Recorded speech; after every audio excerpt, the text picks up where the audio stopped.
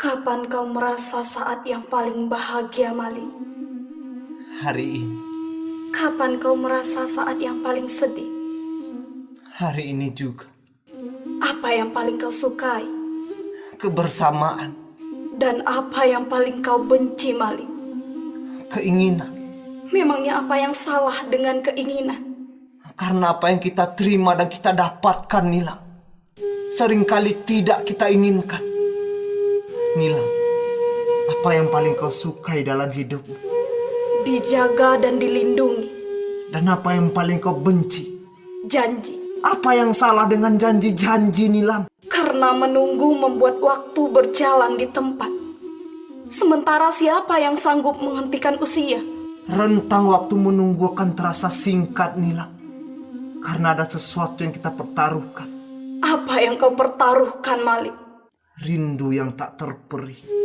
Semoga aku bisa menukarnya dengan hati yang teguh. Teguh. Ya, Nilam. Itu juga yang selalu aku dekap. Agar aku tak kandas di jalan. Memangnya apa yang mengharuskanmu supaya kau tak kandas di jalan? Cinta yang hanya bisa dipisahkan oleh maut.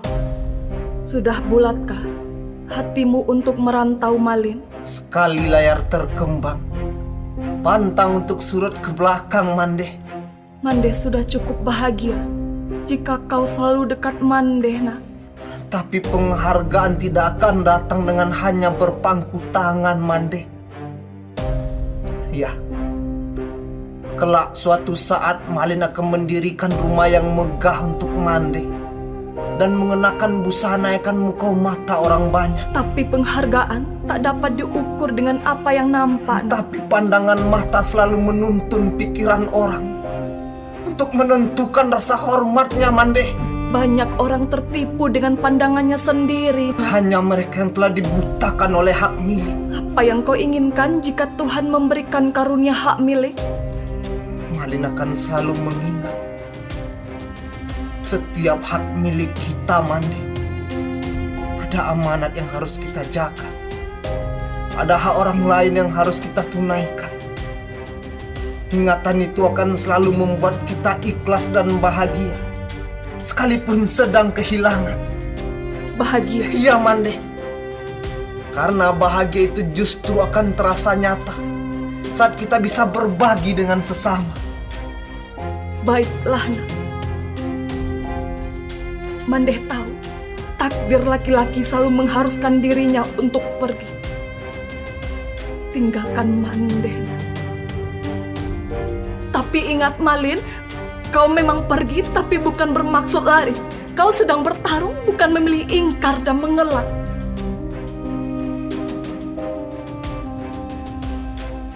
Setiap petarung hanya ada dua pilihan. Menjadi pemenang atau menjadi pecundang. Pecundang hanya sebutan bagi mereka yang telah kehilangan asa, Datuk. Tapi kekalahan dapat membuatmu menyesali keputusan. Ambo tidak pernah berniat menjadi pengecut, Datuk. Merantau bukan soal keberanian, Malin. Ambo memiliki bekal, Datuk. Bekal yang membuat Ambo tidak akan pernah jerah. Setinggi apapun ombak yang harus Ambo lewati, dan sekencang apapun badai yang harus Ambo tempuh. Katakan, apa bekalmu itu, Malin? Kemauan sekeras baja. Orang-orang yang berilmu seringkali akan memicu orang-orang yang berkemauan Tapi keras. orang-orang yang berilmu tidak akan pernah bisa mengalahkan orang-orang yang beruntung, Datuk. Tapi keberuntungan hanya milik orang-orang yang pemberani.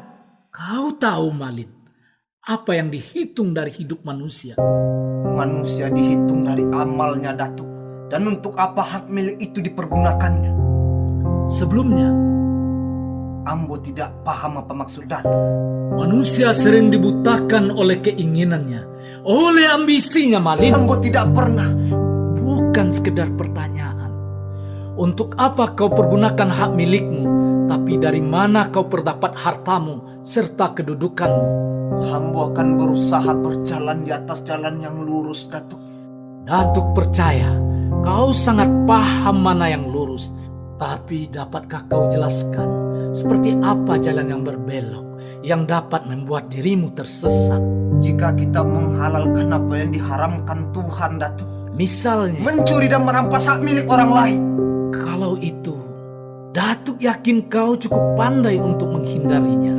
Jadi Datuk, Pernahkah kau berpikir bahwa kesempitan orang lain dapat kau pergunakan sebagai kesempatan? Ambo tahu Datuk. Jangan pernah kau mengambil keuntungan dari keterbatasan orang, Malin.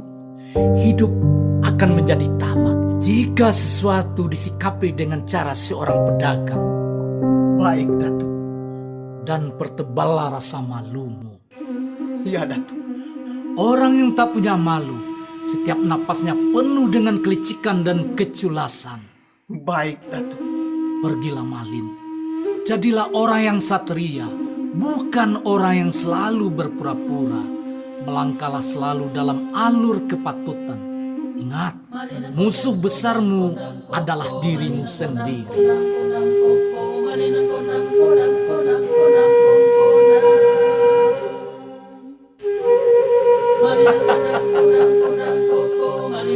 Menyerahlah Nila. Semua orang sudah tahu aku tidak pernah gagal dalam mendapatkan apa yang aku inginkan. Seumur hidup, kau tak akan pernah mendapatkan hatiku, Datuk. Apalah artinya hati? Toh dia akan berkeping seiring teraihnya kepemilikan. Miliki semua yang kau inginkan, tapi itu takkan menghapus jejakmu sebagai pecundang. Kau yang pecundang. Kau yang akan segera dicundangi justru oleh orang-orang yang sangat menyayangimu. Ingat Nila, orang bisa menganggap uang bukanlah segala-galanya. Tapi yakinlah, mereka takkan bisa membencinya. Tapi percayalah, uangmu takkan sanggup menghapus luka yang paling dalam. Luka yang paling dalam karena kau telah menjadi laki-laki yang tak layak dicintai oleh perempuan yang kau idamkan. Hei, kau yang akan mengemis dengan lutut bersimpu dan tubuh rebah di tanah. Karena harga dirimu akan membawa korban keluargamu sendiri yang akan segera terusir bagai sampah-sampah yang berserakan.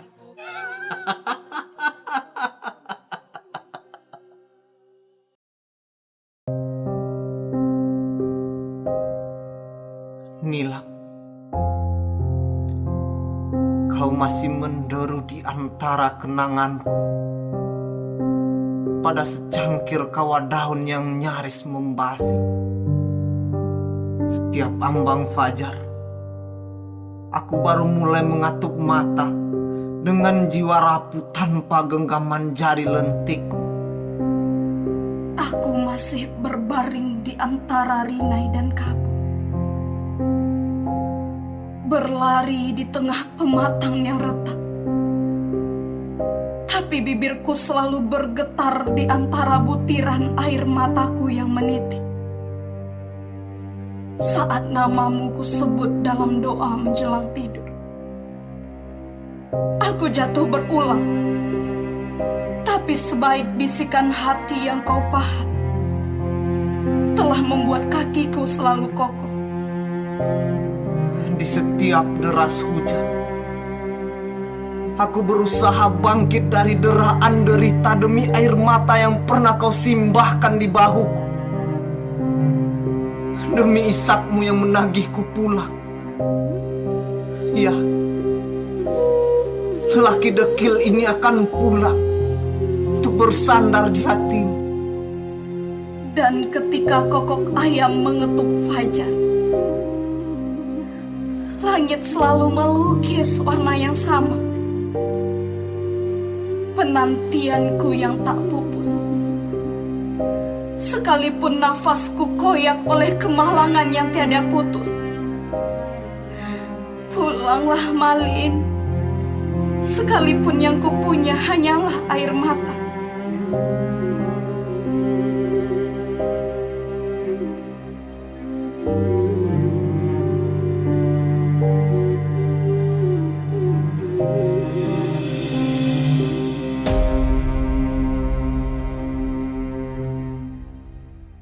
Nila,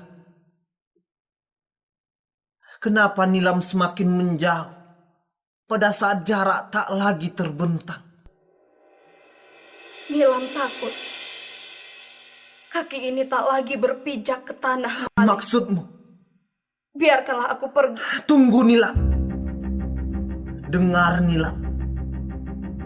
Aku masih Malin yang kau kenal 10 tahun yang lalu. Seseorang yang tidak pernah bosan menemanimu menyusuri pematang. Seseorang yang selalu mengagumimu, sehingga selalu mencari cara untuk bisa bersama. Sekarang kau memiliki banyak cara, Malin, untuk bisa memilih semua yang kau kehendaki. Karena Nilam berprasangka aku termasuk laki-laki yang beranggapan kalau semua perempuan itu bisa ditaklukkan dengan harta. Nilam punya banyak keterbatasan, Malin. Nilam tak mau terpuruk oleh angan-angan Nilam sendiri. Apa yang kau angan-angankan, Nilam? Semua janji yang pernah kau ucapkan, Malin. Nilam sadar, janji-janji itu hanyalah gurauan anak-anak remaja yang masih ingusan. Janji-janji itu bukanlah angan-angan, Nilam. Ya, sebentar lagi akan menjadi kenyataan.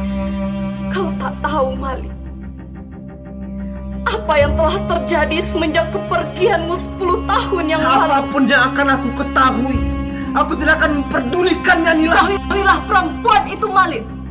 Perempuan itu tidak bisa dipegang kata-katanya. Mande, Ia melarikan diri dari Roma, padahal telah tercapai mufakat untuk merajut pernikahan. Itu tidak benar. Begitu pandai perempuan ini membuai harapan laki-laki, semudah ia menyeramkan air garam di atas luka yang menganga. Maafkan aku, Malin. Aku... Nilam. Tunggu, Nilam. Nilam! Tak mudah menilai sesuatu sekedar dari apa yang nampak. Malin bukan laki-laki murahan, Datuk. Dan kau berpandangan gadis itu tak pantas untuk anakmu. Ia akan mengkhianati Malin, Datuk, sebagaimana yang dilakukannya pada calon suaminya terdahulu. Perempuan itu justru tak mudah mengkhianati perasaannya. Dia menyepakati pernikahan itu, Datuk. Lalu kenapa ia tega mencoreng arang di kening calon suaminya? Ia dikorbankan untuk penyelamat hajat hidup keluarganya. Sejak awal, ia telah menolak menikah dengan laki-laki yang terpaut jauh usianya dan telah beberapa kali gagal berumah tangga. Malin telah melewatkan hidupnya selama 10 tahun dengan kerja keras. Ia berhak memilih perempuan yang setara. Jadi, kau beranggapan gadis itu miskin? Malin bukan penyelamat hajat hidup orang lain. Dia tengah berjuang untuk membahagiakan Malin. Lalu setelah itu, dia akan diperas untuk menghidupi sanak saudaranya. Kau tiba-tiba telah kehilangan rasa kasih sayangmu, sehingga pikiran dan perasaanmu tak bisa mempercayai siapapun. Ambo hanya ingin meninggikan kehormatan anak Ambo, Datuk. Kehormatan anakmu telah tercabik-cabik oleh kesombonganmu. Ambo tak sanggup menanggung malu, Datuk. Apa kata orang? Jika anak Ambo harus menikah dengan seorang gadis yang telah mempermalukan keluarganya. Ia lakukan itu karena ia tak sanggup melupakan Malin. Aku yang menjadi saksi. Gadis itu sering duduk menyendiri di tepi pantai, sambil sekali-kali menyeka air matanya yang deras mengalir di pipinya. Ia sering berdendang sendiri di pematang saat seorang yang setanah perantauan dengan Malin pulang dan membawa pesan dari Malin.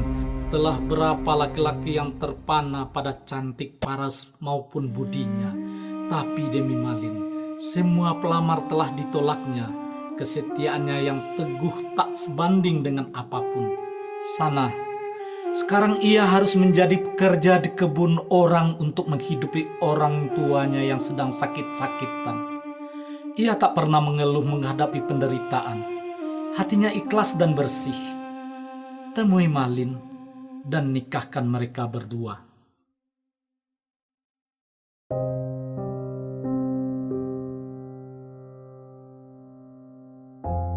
Tunggu, Nilam. Nilam. Dengar, Nilam. Apapun yang telah terjadi dengan dirimu, itu tidak akan merubah keputusanku. Semua kata mandehmu tak ada yang salah, Malin.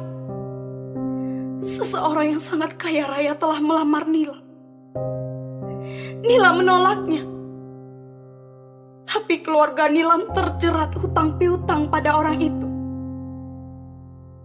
Akhirnya Nilam tak punya pilihan. Nilam menerimanya. Sehari sebelum malam Mbak Inai maling, nafas Nilam terasa tercekat.